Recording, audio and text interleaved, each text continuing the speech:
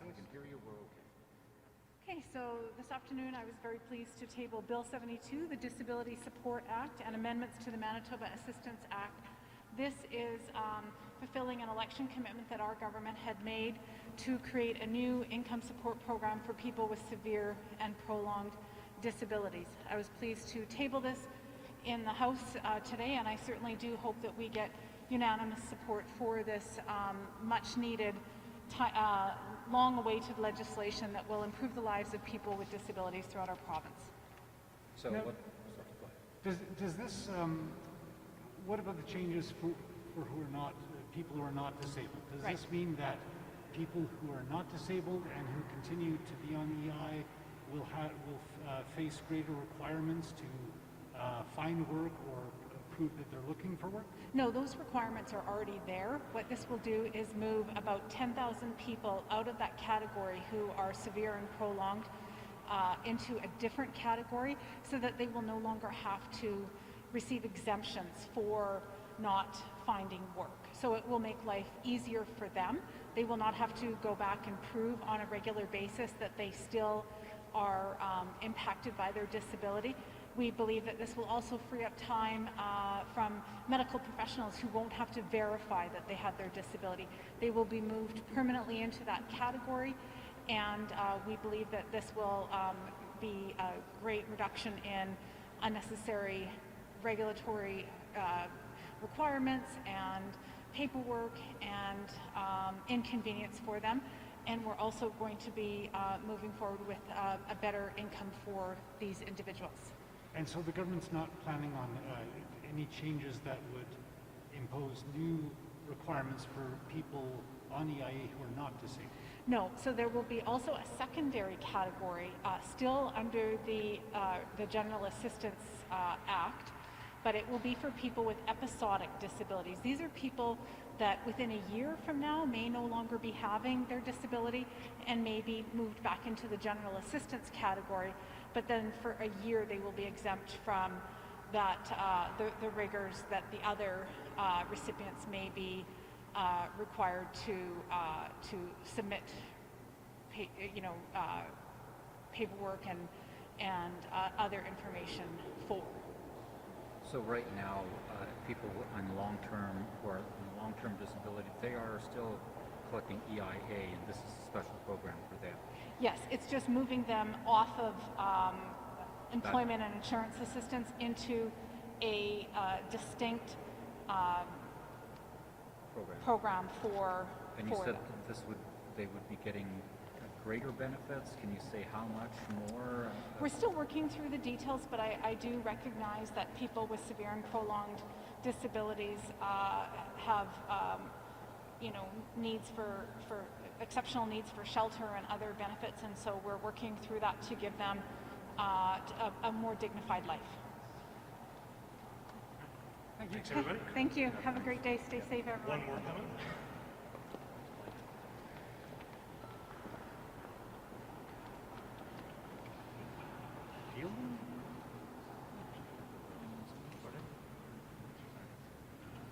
On the matter of privilege. Oh, the thin estimates. I did remark on Thursday. 140, like thin. health was 145 pages last year. Education was over 100. Families was well over 100. We used to even get separate ones that were just government revenue. Remember? And the Tories killed that a couple years ago. Because that was a nice breakdown of.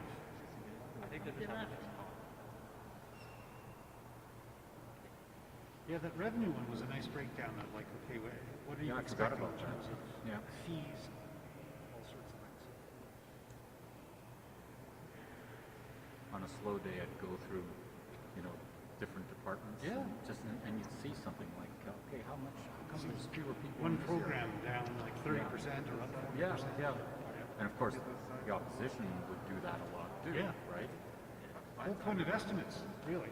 Yes. You go through those supplementary books. And like I know they don't ask those questions much in estimates anymore, but still, that information was always there.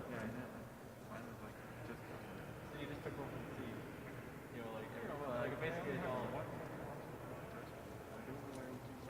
don't know what you do.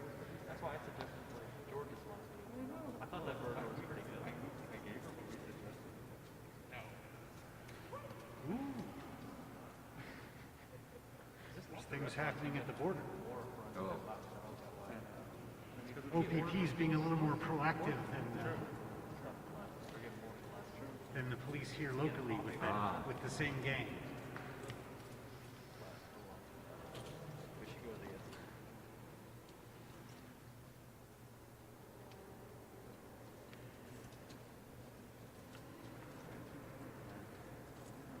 yeah, I asked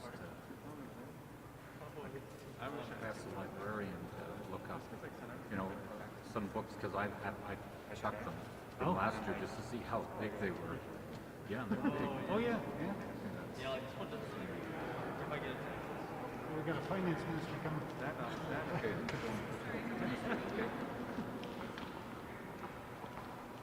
Hello. I understand we don't have a podium, so I'm going to keep the mask on here today. So hopefully you can hear me. Yeah. Any questions at all? The estimates books Yeah. are a little thin. Larry and myself and other long-timers can't recall Sure. this level of... it's thin. It's pretty... There's not a lot of detail in there. Why is there not? Well, I'll address that too, but number one, I'd say this is another attempt by the NDP to block legislation. We know that they blocked legislation where there's important COVID aid last year, so this is another example of the NDP trying to block important pandemic relief for Manitobans. If they're so curious about all these questions, let it go to the estimates process where they can answer the questions. We have made some changes to the book, but it's based on best practices. The NDP in BC does it exactly the same way as places like Alberta and Saskatchewan and others. So it's based on best practices that are there. It's all online. If you go to informmb.ca, you can get everything there, so it's more open and transparent than it has ever been. But it's less information overall per department. I mean, we're not getting that breakdown program by program that we've always had. Well, it's based on best practices. So the provinces that do the exact same way are NDP BC, Alberta, Saskatchewan, Ontario, as well as Quebec. They do it the exact same way. So it is based on best practices. It is based in our budget book on page 87 of the budget book, which laid out exactly that we are making these important changes. At the end of the day, if the NDP don't want to block this, let the bill go to estimates. They can ask as many questions. They get 100 hours to ask as many questions as they can. But this is a delay tactic by the NDP because they clearly don't want tax relief for Manitobans. It's a delay tactic. We saw that last year with the NDP last year where they blocked important COVID aid through our budget, through other bills that were there. So it's unfortunate, but it's the second time in just over a year that the NDP are blocking important tax relief for Manitobans. There's 658,000 Manitobans that are going to get tax relief that's associated with this, and clearly the NDP don't want to vote for this. Whose best practices are these? These aren't best practices for the public who might want to be informed about it. Well, they're best practices based on public accounts and documentation, estimates of expenditures, and that's done, and I can show you it's done in all other provinces. NDP BC does it this way, Alberta does it this way, Saskatchewan does it this way, and Quebec and Ontario as well do it this way. how is less information best practice? It's not. I would say it's not best. I'd say it's more information because, number one, it's based on a business plan. So at year end, Larry, what you can do is you can find out to see what were the parameters, what were the goals that were set by the department, and year end you can measure that. So that's more information. It's based on best practices. But you're waiting a year for the information to show where you started off with. No, I'd say you're not. I say at the end of the year you can evaluate yourself in the area that all other provinces are doing right now. You can do that. So we think that this is more information. If the NDP truly want the answers to these estimates, let it go to committee. There's 100 hours where NDP and everyone else can ask as many information as they want on, how much staff is there, but they're blocking this process. And I think the NDP are blocking this process because they clearly don't want the tax relief to be imposed by Manitobans. That's going to mean Privilege is what's blocking the process, right? Where doing things like that is blocking the process. Well, I think not allowing it to go to estimates. They're talking about a point of privilege, so the Speaker will have to make a ruling on this. Obviously, there'll be determination before it can go to the estimates process, right? So the Speaker will make a ruling on that. But my point is that you can ask all those questions. There's 100 hours where ministers can answer all these tough questions that the NDP, maybe they want the answers, maybe they don't. But we think it's important. It is a best practice that are there. And at the end of the day, what this is going to mean is if the NDP block this and we're not able to get to committee, you're not able to provide tax relief to 658,000 Manitobans. So we think that's important. These changes, where I don't see people outside with signs saying, we want less detail in the estimates books. Well, we did put it in our estimates book. We did put it in on page 87 of, if you look at the background documents, the budget papers, it lays out exactly why we're doing that. It is based on estimates, or it is based on best practices that all these other provinces are doing. So it's not under the ordinary. What I would suggest is that we probably were doing different from all the other provinces. So at the end of the day, I guess the question that you may want to ask the NDP is, why are they scared of why are they scared of putting it to the committee process, right? If you're able to do that, you're able to get your questions answered, you're able to provide important tax relief to Manitobans, where you're going to have 658,000 Manitobans benefit from this in time of need. So who pushed for the change, though? We're always looking for best practices. Another change which we made is in terms of loans and these types of things. We changed to kind of a B, C, and D category, where you're able to look at the loans and stuff that were taken out by other OREs and other things that are there. So we're always constantly looking for a best practice in terms of financial reporting. So, like last year, in the estimates books you released, for instance, your health minister released, in Catam Lab, we found out that there were 112 and a half full-time equivalent positions planned for the year. Where do I get that information now from a member of the public? Well, number one, if we allow this to go to committee, you could have it, there's 100 hours to ask these questions. You'd have to count on some MLA asking the question as opposed to a member of the public being able to just find it out on their own. Well, we're going to something that all other provinces are doing, Larry. So this is something that BC does. This is something that Alberta does. This is something that Ontario and Quebec. This isn't unordinary what we're looking to do. Number one, we're trying to get through estimates. We're trying to provide some tax relief, where 658,000 Manitobans are going to get some tax relief. That's part of it. This is an NDP stall tactic, so that they won't have to decide whether to vote or not to vote on something that's very positive with Manitobans. So again, but who pushed for this? Like, the public didn't push for it, the opposition, the business groups didn't say, nobody's out there saying we want thinner estimates books. Yeah, but I don't think you are getting a thinner estimate. I think you're getting a best practice that other provinces are doing. We're moving towards what other provinces are doing. But they're objectively thinner. I mean, you could line them up by any previous year. They're objectively thinner. There's less information in printed form. Look, I would say we're moving towards a best practice that's out there. I think the question that you may want to ask to the members of the NDP is why they're trying to block this. Why are they not trying? You're going to get all the answers to these questions anyways. You're going to get it if you're allowed to go, and you're allowed to get 100 hours of debate where they're asking ministers questions. But when you think of it, the NDP are trying to block this to actually get to a point where they can ask these important questions for Manitobans. It's a stall tactic. Okay, thank you.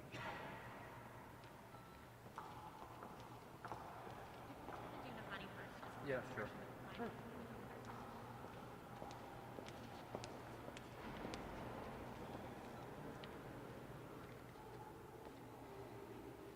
Okay. Hi, everyone. Is this best practice? No, not at all.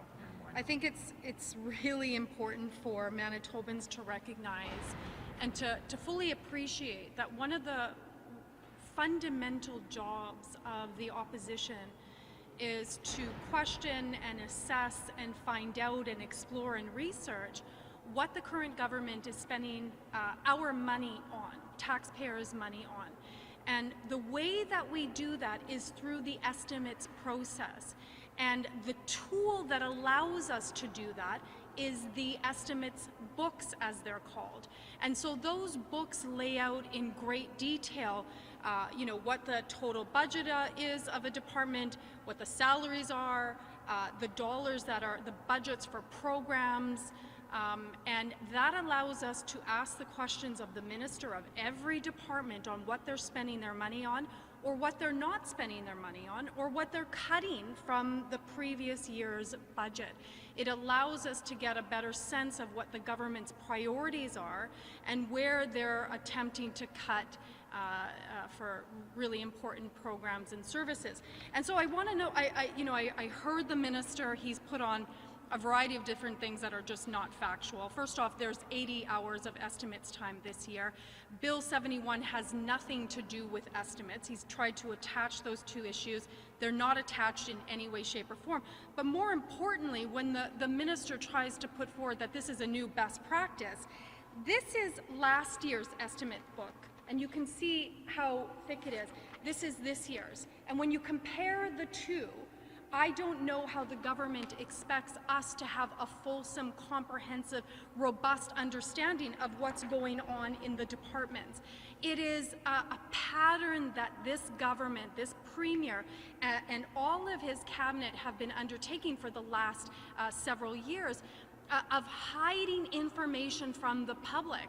We saw that last fall when the government refused to release the text of 19 bills. Had never been done in the history of the Manitoba legislature, and here we have a government that's hiding the text.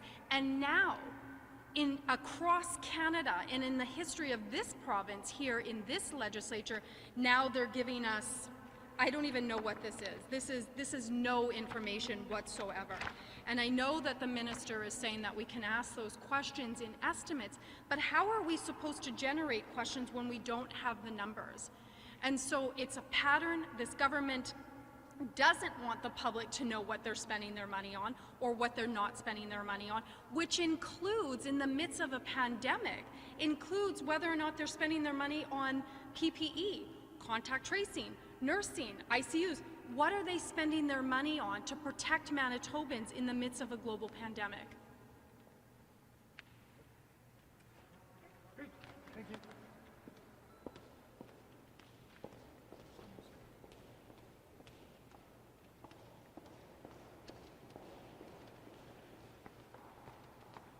Hi, folks. So I'm here to talk about public health. And today we saw some new restrictions that will be introduced and effective, that were introduced rather, but will become effective on April the 28th, so in a couple of days from now. And these restrictions are necessary. These restrictions are not going to be easy. And I know that Manitobans are tired. Manitobans are experiencing compliance fatigue, pandemic fatigue, and that's completely understandable. At this time, I think we all understand, however, just how important it is for each and every person, to the best of their abilities, to follow these public health orders. We're at a turning point in this pandemic with this third wave, where we need to ensure that public health orders are being followed. And I know that Manitobans are going to continue to do their best and rise to the occasion, as Manitobans have done since the beginning of this pandemic. What they need is for the government to do their part. Manitobans need for this government to make sure that contact tracing is operating at its maximum capacity. This government needs to make sure that the vaccination rollout sees improvements, that every single Manitoban accessing a vaccine can do so without barrier. They can do so with ease. And the government, quite frankly, needs to start finding more solutions to make sure that vaccines are being brought to those Manitobans who cannot access, due to no fault of their own, the current and existing vaccination sites.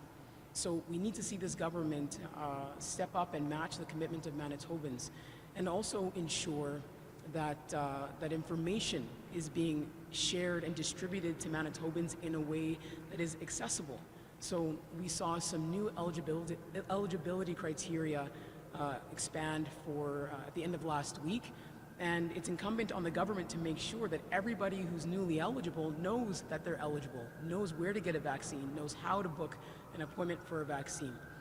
So this government has a responsibility to take certain steps to make sure that Manitobans can navigate these new restrictions with as much support and resource as possible. Small businesses are in desperate need of more support from this government, and will continue to call on the government to provide those resources. The last thing that I want to talk a little bit about is data. We know here in Manitoba that the government has been collecting data throughout this pandemic. Manitobans need to know what that data looks like. The government has a responsibility to be transparent about the data they're collecting, because that's how you develop public buy-in. Now more than ever, we need the public to buy into the public health orders. They need to trust and understand why the government is making the decisions that they are.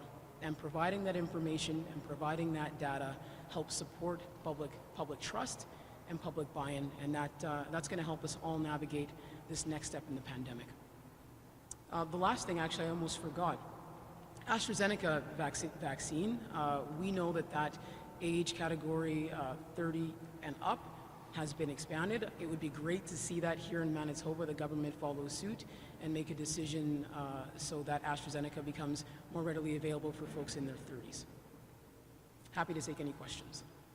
So cases have been going up for weeks now, and the Premier said we just learned this information today about trajectory, compelling the changes or requiring the changes to the restrictions. Do you think that they waited too long? I do think that the government has provided information that was not consistent to the public. And so we saw that a good example would be the tweet that the government put out on their social media saying that Manitobans have to continue doing their part as case numbers are going down, when in fact, for weeks, case numbers have been going up. The trend has been upward. And so what I do think is that the new restrictions are important, they're necessary, and that the government continues to fail to be proactive, unfortunately. And what we need is a proactive response from this government in order to stay ahead of COVID-19, stay ahead of the variants of concern, and make sure that all of us are able to get through this next stage in the pandemic. Thank you. Okay, thanks.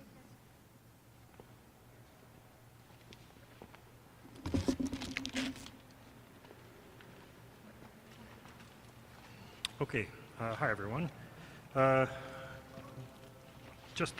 We had 3 questions today that I'll just quickly go over. One is the fact that it appears to us that this government is still not paying attention to the National Advisory Committee on Immunizations. It makes it absolutely clear that the next people in line for vaccines are supposed to be people who work with the public, who are essential workers. That would include teachers, transit drivers, and early childhood education workers.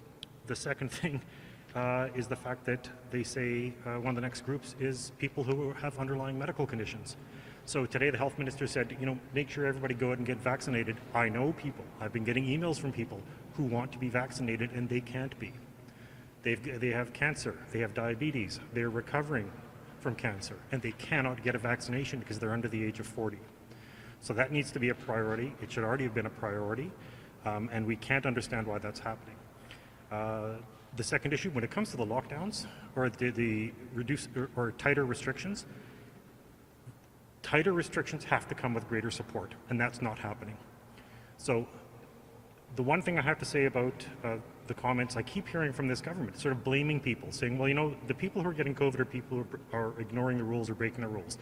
That might be the case, but the fact is that there are people who are being exposed to COVID because they have to go to work, because they're in a school, or because they are a transit driver. They are being exposed to COVID because of what they have to do. And we are back to October, where we're being given a choice between either staying home and going broke, whether you own a business or work for an organization, or whether you have to look after your kids. You have to stay home and you don't get paid. And if you can't get paid, you're out of luck. And that's not right. There has to be supports. The only way that we're going to make it through this properly is for the province to step up supports, and they're not doing that again. On the issue of the NDPs, we supported their objection today. It is a matter of privilege when it comes to what's happening with with estimates. These are incredibly thin books. The idea that this is a best practice when all of a sudden it's something that Alberta and Saskatchewan and Quebec have discovered as a way of holding back information, when we know, I'll give you one example. The Canadian Centre for Policy Alternatives mentioned the fact that when you look at Manitoba's COVID supports, we spent 100 times more on PPE than Saskatchewan did. 100 times. We know that the government was being sued for buying $50 million worth of masks that were no good. We know that the government bought $1.2 million worth of hand sanitizer that was made illegally. But so are we going to see those? Are we going to see those figures? No, we probably won't. That's exactly the sort of thing we should be able to ask questions about. Finally, the one other thing, Ever since the Pallister government announced that they were going to strike a deal with a company called Providence Therapeutics in Calgary, they said, look, we're going to get a deal with Providence Therapeutics. They're going to come up with a vaccine, and then we're going to get this other company called Emergent Biosolutions to make it for us. Well, this is from the Washington Post. Emergent Biosolutions CEO sold $10 million of stock just before announcing that his company had ruined 15 million doses of vaccine. And on top of that, there's a congressional investigation because they think that Emergent Biosolutions got its federal vaccine contracts because of connections to the Trump administration.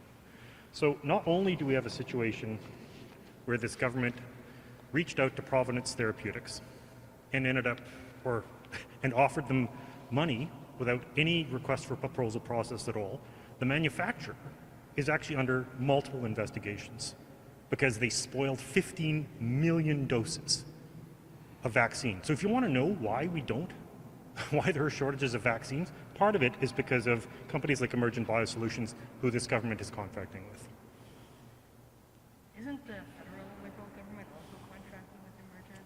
Doesn't Philip Shepard Union have something to say about that? Well, then he should be doing they should be doing their due diligence as well. Yeah. I'm part of this is that I worked at the International Center for Infectious Diseases, as I've said many times. And the fact is that during a crisis, there's lots of opportunities for people to try to make a lot of money. But the other is that it turned out that Emergent had a number of other rather controversial, as far back as 2020, we're already facing major challenges. And that I think this is being seen by some people as a gold rush when it shouldn't be. That's my concern.